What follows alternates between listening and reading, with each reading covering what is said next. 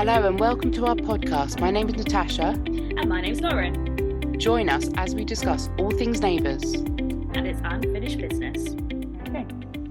Hello everyone. Thank you for joining us for our episode 4. Let us dive right in. What have you thought about the new episodes this last fortnight, Lauren?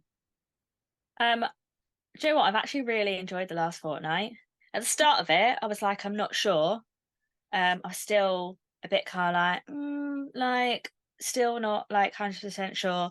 But yeah, actually things are starting to get a bit like exciting now. They're starting to delve, I suppose, like a little bit more into the reasons that certain things are like happening and stuff. So like, I'm not going to talk too much about one things that happened because there's something I'll talk about later on with you. But our first things, I've been making notes this week. The first thing that I really liked was seeing Wendy having that really vulnerable moment outside in the garden and crying, saying like about, how, take for example the Vargo Murphys, they're both strong females and they're out doing their doctor job and they're builders, they've got career women, etc. And she's just hasn't found her feet yet. I thought that was really nice. I liked that scene. I think because up until this point, even though we might have warmed to the Rodwells as a family, and maybe certain like Sadie, for example, I think we've warmed quite well to her. We hadn't actually warmed up to her. When Wendy, she was kind of scheming a lot, and we were kind of like, well, what's the motive for this? Because I think we're understanding of a story's a character doing something a bit like Paul. He can get away with a lot because we understand him. We understand where he's coming from, and even if it's really bad and we don't agree with it and it's immoral, we know what the motivation is. And I think with Wendy, we've not really understood what her motivation is, whereas that was like an eye-opening, vulnerable moment which we've not seen yet. So hopefully we're all a little bit more kinder to her. I have to say that, well, you say that though, after the last episode, I'm a bit like, has she got something to do with all the stuff that's happening to the Vargo Murphys at the moment? Because she looked a bit suspicious and a little after she, heard Andrew talking to was it Cara in the garden or whatever? Yeah, she looked a bit kind of like, oh shit, like like she'd done something. So I don't know, maybe it isn't the Linwell brothers, maybe it's something to do with her. I don't know, maybe, but I wouldn't think that she'd be doing some of those things, like throwing a brick through the window. I don't know, she just looked a bit off about it, like it was her fault. Yeah, or maybe she thinks that she'll be blamed for it, or maybe the finger might be pointed at her because she's just been stirring a bit. But JJ hasn't done very much to help that situation because he's been sneaking around as well. Understandably, because he's curious but he doesn't want that secret to come out, so he's looking dodgy as well. And it's kind of, I think that's why he's so understanding of Wendy being funny and sneaking around, because actually he's doing the same thing and he's got a secret.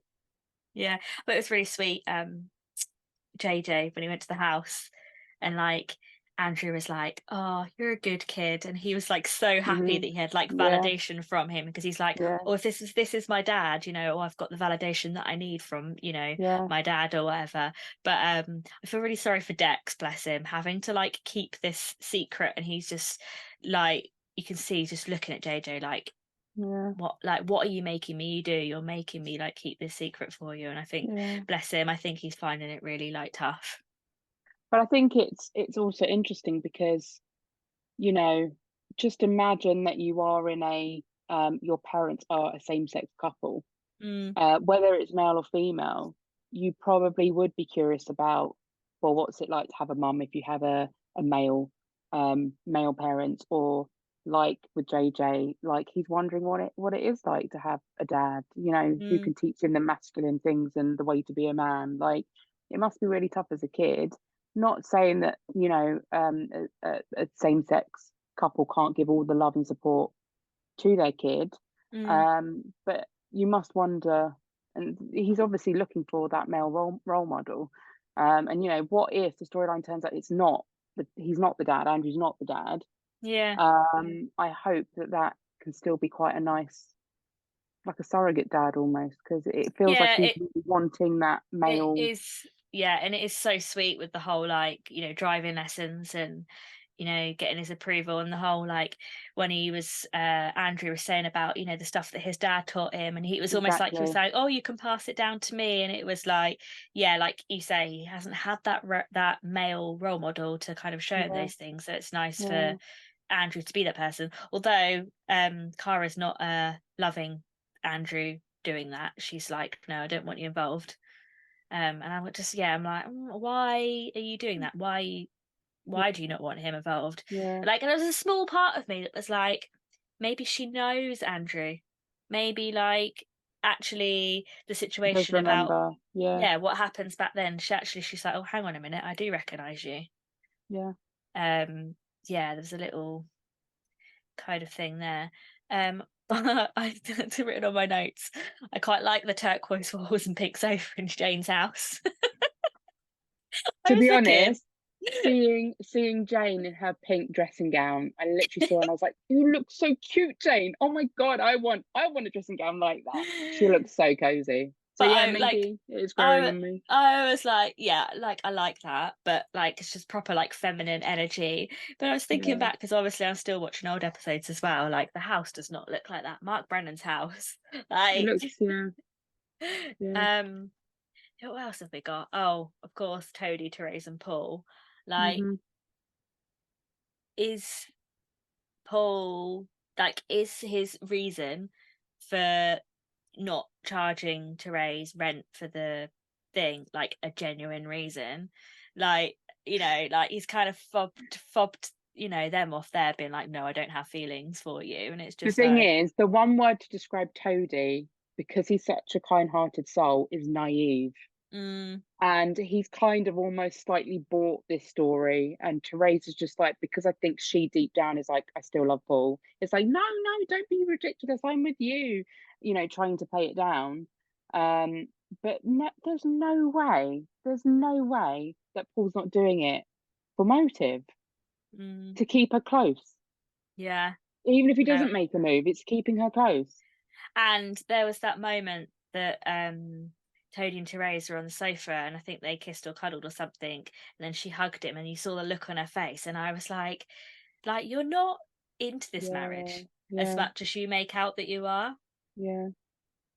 I but mean, like, I think the benefit for her is actually being treated well for a change. I mean, let's go right back. She had Brad, mm, they broke up, but yeah, also like found out there was a secret child and then also cheated with the mother of the secret child. So there was all of that. And then she had Paul, who it was just up and down, up and down. And, you know, as much as you love him, he's not always on the right side of the law. mm, So for this time, it's kind of like Toadie is someone, it's a breath of fresh air for her. And I get that, someone who's really, somehow they've had this romance. I don't know how the hell that started because that's so weird. But okay, let's argument's sake, that's happened. mm. I can understand what the attraction is to Toadie, like in terms of a personality level, and realizing that actually I deserve better and I deserve a good man. And she 100% does. Um, but is she trying to convince herself? That's I the think so, question. because it's all the Yeah. like it's all the little things. So like, the fucking first it's those bloody rubber gloves. Like it's the second time she's worn those rubber I mean, gloves. I did, And I'm yeah, like, what no. are you now? Some sort of housewife when you're this boss lady? Like, what's going on? And then Mm, like, I mean, I think it was quite funny to see Toadie, right, obviously getting her into those trackies or yeah, whatever. yeah, But then I the, love the that. fucking like little dance that she did when she jumped on the sofa and like did that. And I was like, that's so not Therese. That's something that Sonia and Toadie would do when they used to like mess around together. Yeah, And it's yeah. just like he's trying to break Therese's like, you know, boss stuff down, and it's just like it's uncomfortable to watch, I think, a little bit. I mean, it might be that Therese was like that as, when she was younger. Like we Yeah, have heard stories about how she, especially when Roxy came onto the scene, how, she was a little bit of a troublemaker. yeah, So, this fun loving side she does have. She's a bit of a rebel. So I don't necessarily think that's not her, but I think she is almost like when she's a toady, she probably does feel like she's a teenager again, Yeah. and does feel like, wow, I can do all of these things. Like, they act goofy together, and I think that's great. But that doesn't mean to say that they're made for each other. Well, no, because then you've got all the shit that counselling with Nell and all that stuff, haven't you? Her feeling guilty that she's not, living up to Sonia or Mel's what's the word I'm looking for? I mean, Mel, where is Like, she? oh my god, literally, I wrote that on my notes, being like, "Where the fuck is Mel? Like, what is going on?" Also, where the hell's Hugo? What was Nell all in these episodes? What have they done with Hugo? He surely can't be at school or whatever, but like now isn't like. Yeah. I was like, where's Hugo? Like, just palmed his child off to like somebody. Well, because definitely when it was Nell and Hugo from before, they were always together. They were either neither of them were there, or they were both there. Yeah. So yeah, it's a bit odd. Yeah. There's some questionable things. I'm just questioning quite a few things, like the whole Nell age. Like, there's a big debacle online about the fact that she wouldn't actually be 14; she'd be coming up to 12. Like, they've jumped like 3 years rather than 2. Like, what the hell? And just, I'm like, how can you just change a character's age when people can go on your wiki or whatever and see that she was born whatever year it was, and work out that actually with the 2-year jump she isn't that age? Like, it doesn't make any sense. Yeah, but in a year's time, we're not going to be thinking about Nell's age. Oh no, I know, So, but it's just, yeah, I need to get over it. I've accepted it. Yeah, just acceptance. All of you guys that are grieving it, no, just accept it and move on. But you could say that about us with Toad and Therese. I mean, yeah. Well, I don't think we're ever going to accept that situation, are you? So I also really loved Reese's story this week. You know how much I wasn't like warming to her, but actually all of this like detective work that she's been doing, getting all the people from the salon and the people in the waterhole to do this market research. Yeah, I found that storyline really fun, but I'm a bit like, is her what she said to Byron about like, I love you, is it like genuine, or do you think it's like, I don't know, I'm not sure. But what would be her motive? Because obviously with the sneaking around, we now know what her motive is, and I think that's what's we've kind of softened towards her because of that. But I don't know, like, why would she be faking it?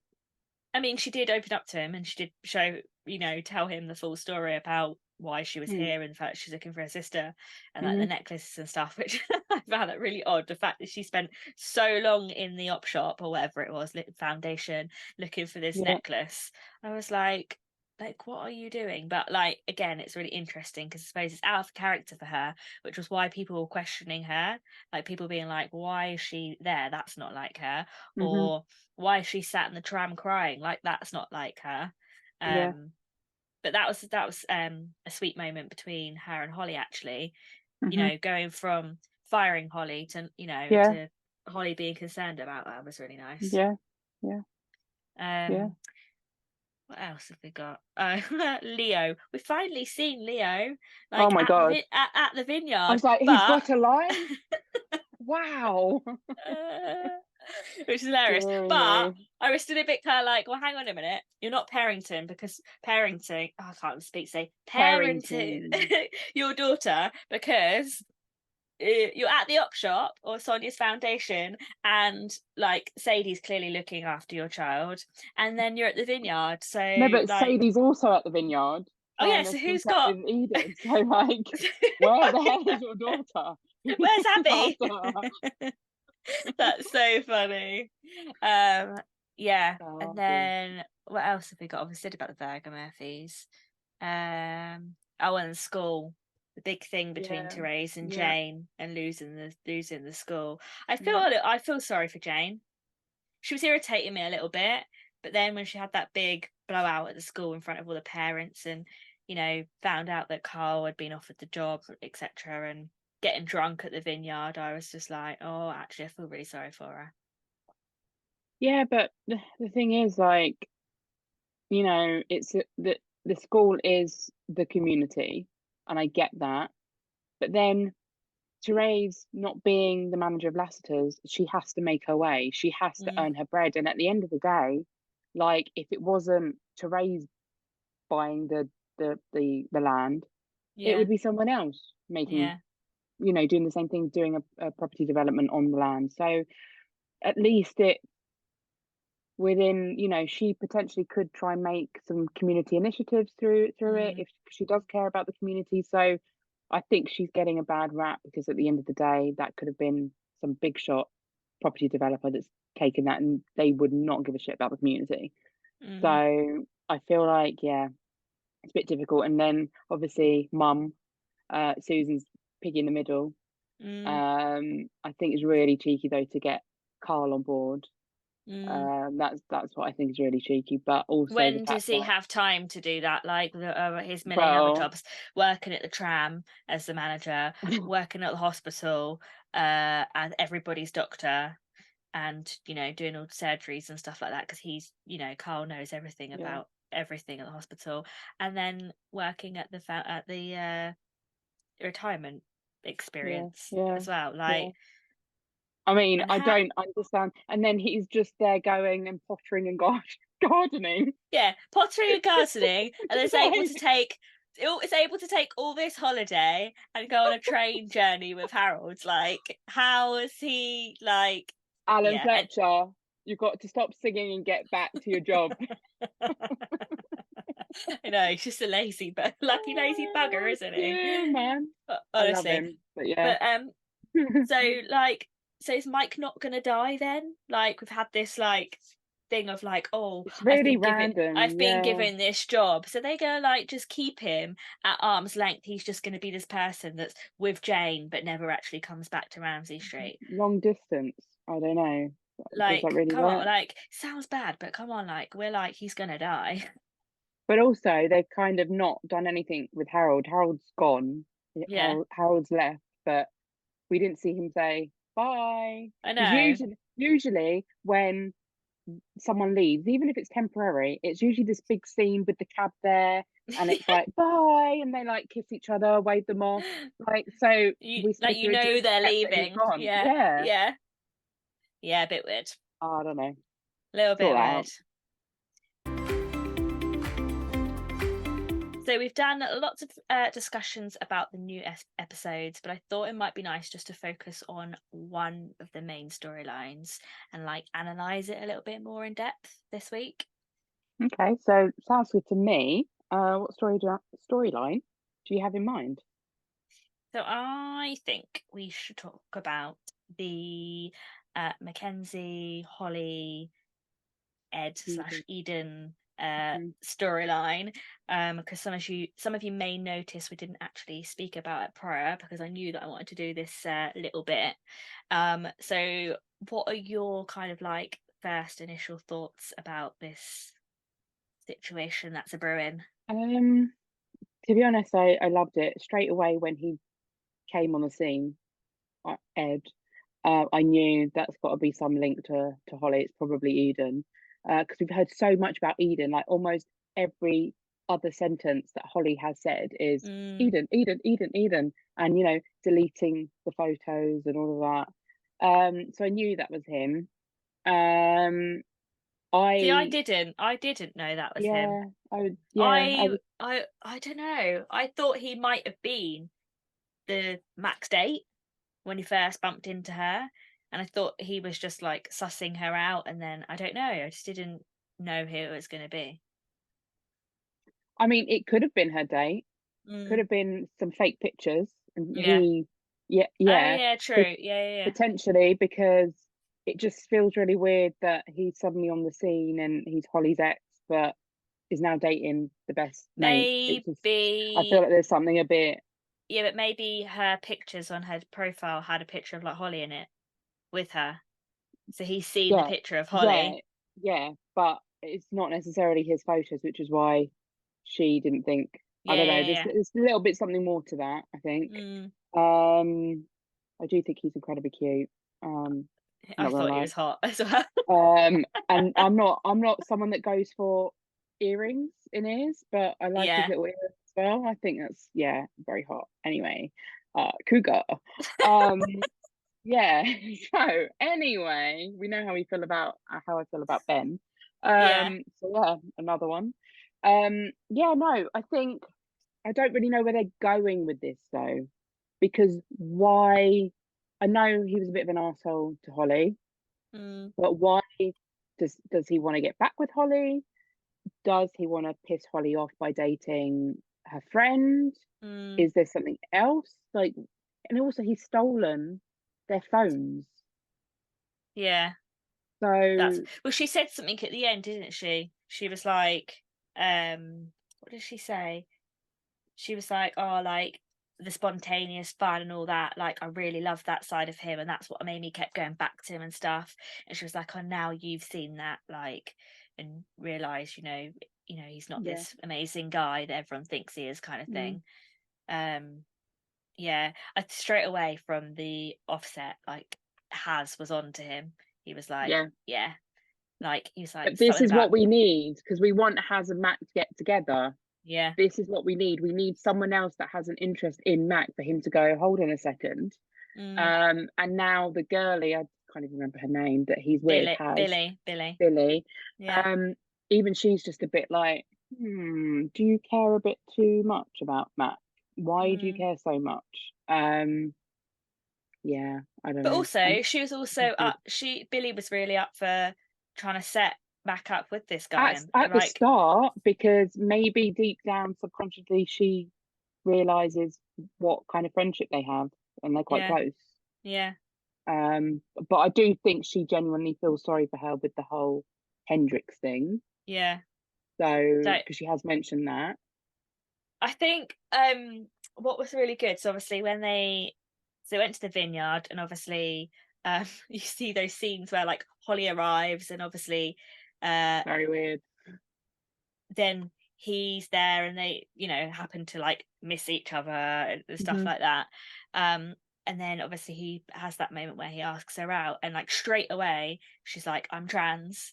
And I was like, wow, that's like progression for her, because obviously back in the day it was such a big hush hush taboo subject that they wouldn't like really talk about. Yeah, But straight away, like, also probably for a personal, for actually Georgie in real yeah.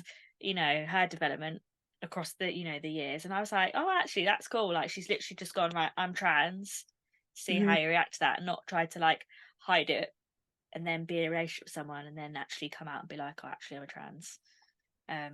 Yeah, I really liked that for Mac. I thought that was, she's showing a lot of like strength, but then Yeah. obviously still things are really like raw. Like, I was Hmm. absolutely devastated for her when she realized that her bag had gone and it's got her necklace in with her wedding rings on it. And I was like, literally, like, that's the last part of Hendrix that she has, and that's been taken from her. um yeah, that was really, I didn't like that bit, but it was nice to see, like, obviously Has coming along and being that person for her, which, like you said, I think Billy was a little bit put out by that, when Yeah. Has was like, no, no, no, like, you go, I'll deal with this situation. Yeah. um yeah, so, and then the big drama, obviously, when Holly actually did spot him, like, in the vineyard, and she like chased after him, like the dramatic like music or whatever. I was just like, what? That, because she was quite taken back, I think, Yeah. by like her reaction, like shocked. um and almost in like a, because she still had like his photos and videos and stuff on her phone, so obviously I think he meant quite a bit to her. But I'm like, yeah, like you said, like, earlier, like, what is the thing that he's done to hurt her that's made Hmm. her react in such an emotional way like that? Hmm. um But also, it's got to be something more than like cheating on her, for example. I feel like there's mm, something more dodgy about him. Um, because otherwise, I think we would just know, like, yeah. it come out, oh yeah, he cheated on me. But it could be something illegal. Could be, we don't know. And But there's also, it's also, Holly is Izzy's daughter, and Izzy's a bit dodgy. So I yeah, wonder if she's attracted to those kinds of men, and troublemakers, essentially. I can't work out when she was with him though, because like, do we know how long she's been back living with Susan So and Carl? I Because don't think so. from these people didn't know him, so it wouldn't have been while she was living on the street. So I she think, must, because yeah. I mean, I think it's probably like it just feels, because she's talking about it, and it's almost like she's still getting over him. So I think it's within a year that they've been broken up, because there's no way that you would, she surely would have met someone else by now, if it was longer than that. But it has to be, recent enough for it to be relevant. yeah. But yeah, how long has she been? Because then they don't know each other. Mm. And what have you seen some of the fan theories that people are putting online about the fact that Haz's girlfriend's involved with Eden and the fact that they're working together? Because apparently people thought that she looked a bit sus when the wallets were stolen, and she was just kind of like, oh, like my wallet's been stolen, like didn't really care. Like, are they working together to? I I don't know. mean, maybe, and she's got a motive if she wants to be with Haz. So Mm, push him towards, push Mac towards Eden, so yeah, Ed. Yeah, maybe. But yeah, what would be the background to that? Like, that's the thing. I don't know motive. what. Yeah, like where do you think it's going? Like, do you think what's going to come from this like drama? Because it's quite juicy. It's kind of a bit like a, what did you call it earlier? Pentagon. Is that what you called it? Pentagon, rather than it being a love triangle, it's a love pentagon, because there's like 5 people involved. I mean, that's pretty hectic. So the only person not involved in that situation is Sadie Yeah. around that table. How can we involve her in that? How can we get her Oh in? my god. Yeah, no, I think she'd be involved. I think she's going to be the support, I think, for whatever's going on. And she did say, I'm a cop's daughter, so whether or Mm, not that has something to do with it, yeah. um, she's going to be a bit more Do detective some and stuff. yeah, detective Real work. digging, yeah, I reckon. She might Find even out ask more her about. dad, True. like, to help out. Yeah. Yeah. No, definitely. I think we'll leave it there. I think that's all we can say Yeah. about it. Until we know any more, we can't really go any more into depth. But it's very juicy and very interesting. I think Neighbours is starting to get a little bit exciting now. All this stuff coming out. So yeah. So, Lauren, I think we've Hmm. hit a new chapter prediction, haven't we? The blue box has appeared. Yes, but it's not as clear cut, is it? The question was, who'll be the first to reference the blue box? Mm-hmm. So Carl's holding the blue box, Yeah. but actually Susan referenced it by saying to Harold, I think he's organising dessert. So what's the right answer? Well, I might be biased. I picked Susan, as you did as well. But yeah, no, I think with Carl, he was holding the box, Uh-huh. but it was actually Susan that acknowledged it. Yeah. Um, so yeah, and according to the dictionary, just getting like a bit technical here. Okay. So the Cambridge Dictionary says that reference is a noun and is a mention of something. So an example is Susan made a reference to the blue box in front of her. So yeah, Susan mentioned something about the box. Carl didn't. Would you agree? You're hilarious doing that, but like I would agree, yeah. I mean, most of Perfect. our predictions, they have been based on something being mentioned. Hmm. Plus, I mean, you are behind on the I leaderboard, am and behind, I and I feel need a some little bit points. sorry for you. But you don't have any points yet. I'm really sorry. So how about we play, level pegging and play the field a little bit and maybe give you a point Oh, for Susan? thank you. Thank you, Your Majesty. You're just so kind. You're so welcome. Oh, You're dear. very welcome. I mean, it still means you're first on the leaderboard, though, doesn't it? It is decided. Susan is the correct answer. Good. So, good. you know, so I mean, so the scores now are fans 1, you 1, me 2. I mean, that's 4. I don't know why I did that. 2 for me. So I'm winning. I'm such a competitor. I love winning. I'm like, yes.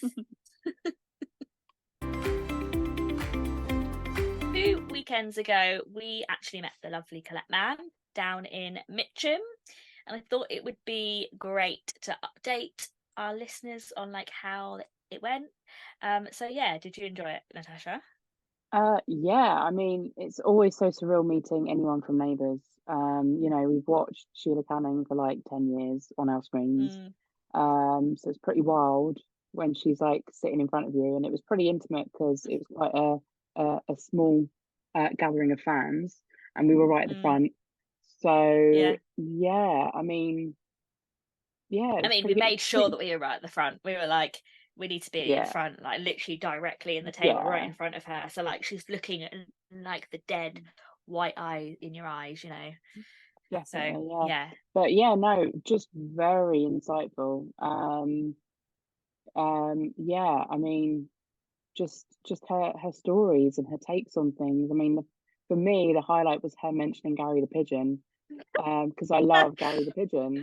The thing is, you went in there and you were like, we need to like ask a question, and I was like looking at you the whole time being like, is she going to ask it, and I was like, she's not going to fucking ask it, so I'm going to ask it. So I was like, so I can't remember what I said. I think she'd mentioned Gary the Pigeon in her previous answer to a question, and then that was your go ahead to go. I was like, so talking about Gary the Pigeon, I was like, what was it like to work with the animal actors? And like, she obviously just went on a fucking tangent about it and was like saying about, number one, how ridiculous it was, the fact that she had to work with, you know, a fucking pigeon that was now her dead son or whatever, but like the stories that she came out with about that. But to be fair, she did like the pigeon. Like she enjoyed working with the pigeon. Like, it wasn't until I think the other pigeon. Oh, okay. So yeah, so we had a Gary 1 and a Gary 2. And Gary 1 took a particular liking to her, didn't it? And he used to like sit on her arm. She was trained for how to sit on her arm. And the animal trainer, I think, was called Lauren as well. And I was like, oh, Lauren. And like it would like climb up her. I think it took a fancy to her hair, I think she said. So this Gary the Pigeon ended up doing like little fancy dances for her and stuff like that. And then obviously they introduced Prue Pigeon. So when Prue died on the show, they introduced a Prue Pigeon, and apparently there was a bit of an argument between the 2 pigeons, and he used to just be like, no, get away from my Sheila, she's mine, not yours. So they had to get rid of Prue. But then the pigeon, Gary the Pigeon, was like really, really, really upset with Colette because of the pigeon. And like being really, really funny with me. Like fuck so you. Like, I can't believe that you've got another pigeon. What the fuck? What are you doing? And she said about Takaya, wasn't she? She did a scene with Takaya, and the pigeon was like going up her arm and onto her head, and she was like fine with it, and Takaya was like, no, cut, we need to stop. I can't handle this pigeon being like climbing all over you. Putting me off. Yeah, she say like, stop being a wet blanket, like grow up or something. It's only a pigeon or whatever. Yeah, that was funny. I'm so glad we asked that question. It's really, really funny. What about you? Like, what did you enjoy from?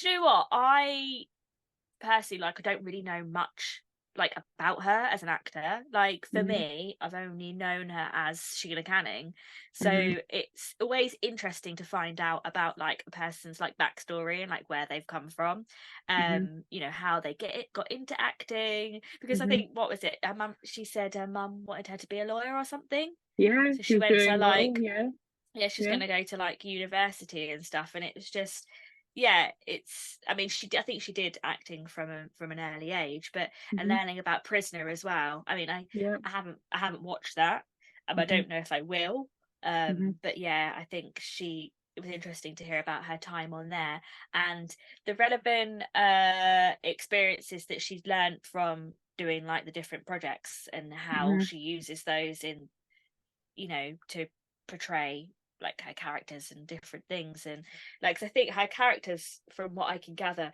are very, very different in each, you know, thing that she's done. So yeah, just learning about the backstory of her and how she got into it and the history, I suppose. Yeah.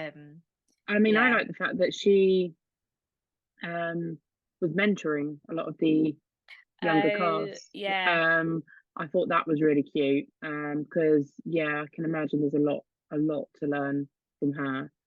yeah, But also how close she was to Chris and Richie, yeah, played that's sweet. Kyle and Levi.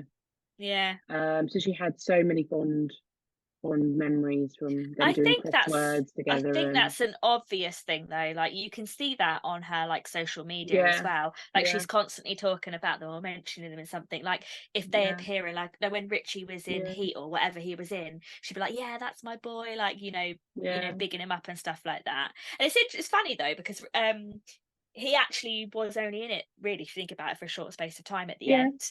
But I yeah. suppose for her, that's her most recent experience. So she probably Mhm, remembers that the mhm, most about being mhm, with them. But mhm. and she obviously mentions Damien as well, who played Gary, and Yeah, how close they were. And I yeah. think she said they did like theatre together. They produced Mhm. like a theatre show Yeah, yeah, together yeah, or yeah, yeah. something. Um, yeah, it was And really nice, Morgana as well. Yeah. yeah, to hear about the, the cast that she still keeps in touch with and Mhm, stuff, because I mhm, think, and we questioned it when it first happened, there was a bit kind of like, oh, like we thought there was some sort of beef with her mhm, leaving Neighbours, because mhm. suddenly she was, she was there, and then it was like, oh, I'm going to New York to be, with my daughter, and then she just disappeared from the titles. And I think someone tweeted her being like, oh, I guess you're not coming back to Neighbours then. And I think her response to that was quite blunt. So I think Yeah, people thought there was some sort of beef. yeah, And yeah, the yeah, fact that she's like, oh, can't talk about a Fremantle might be yeah, listening kind yeah, of thing. yeah, yeah. But I think what she was saying to us was actually she just had enough by the end of it. You get to a point in Mhm. an acting job where you're like, you know what, enough's enough. People were deciding that they were leaving, and she was like, I don't want to be anymore. There is no big story. People think there is, but actually, no, I left because it was the right time for leave to me. But I think Neighbours kind of just, Yeah, I they think made it, also that I think they also kind of knew that Neighbours was coming to an end anyway. So I think she yeah, just thought now's the time. It's all aligning.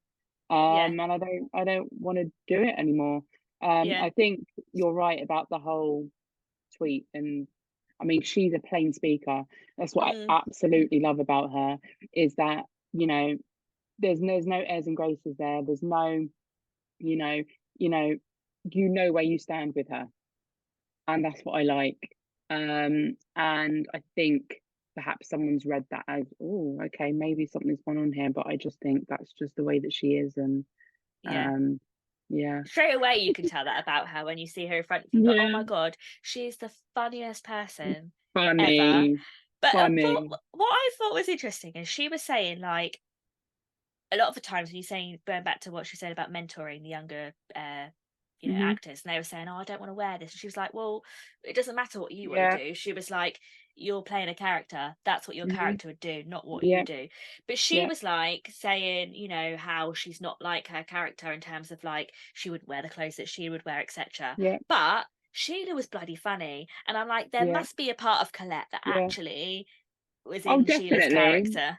And I think she kind of alluded to that. But she said for her, when the character becomes you and Yeah, more like you than the character, yeah, that's the moment that you've got to leave, because you've been in that job for too long and yeah. you've been playing that character for too long. So definitely we know with some of the long standing characters that they're very like, when we met at the celebration tour, they're very like them, and I think that's why we were Well, so I in awe. Like, agree with you to some extent. There's a couple where I'm like, yeah, but you're basically your character. But like, there's a couple that I'd be like, no, you're different to your character. But yeah, like she'd had to have some sort of her humour brought into it, because she's just like so funny.